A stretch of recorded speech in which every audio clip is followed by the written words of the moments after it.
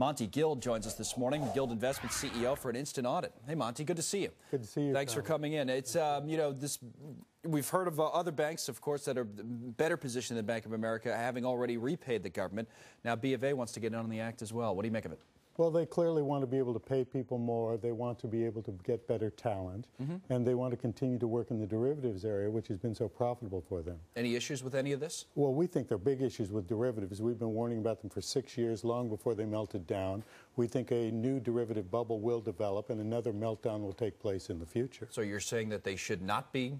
I think they should be permitted to do this, but I think there should be restrictions on the kind of derivatives they should be able to offer to their customers. Government-imposed restrictions? I would like to see the government impose restrictions on all derivative not just B of A is what you're talking about. You're talking about the regulatory framework and the overhaul going on in Washington. Exactly, Connell. And, you know, a lot of people don't understand that market, quite frankly, what's happening in derivatives. They don't deal with it every day. And so they say, well, what's the danger here? You're talking about another bubble. What could it look like? Counterparty risk, some weak party to derivatives like AIG was in the last cycle, could fail. And the governments of the world, especially the U.S., would have to come in again and do another bailout, just like we had before. Do you have an idea of the timing on all this, when the risk is the greatest? I would say at 2 or 3 more years, it'll get a new bubble will be created, and then the risk. Yeah, this bubble to bubble is how we're going in this. That's the fear, at least, of people who look at it that way.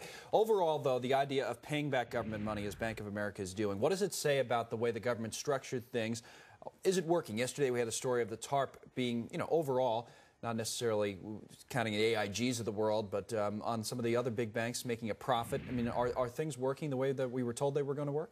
I believe so, Connell. I think the big banks will be very profitable for the government. It's the small banks, of which there are hundreds and hundreds of weak ones out there, that will be taking money and not be able to pay back. Okay, Monty, you're going to be with us all morning long, so we're glad to have you here in studio. We'll talk about some of the big issues, including China, which I know you have some thoughts on a little bit later on this hour. Monty Guild with us this morning.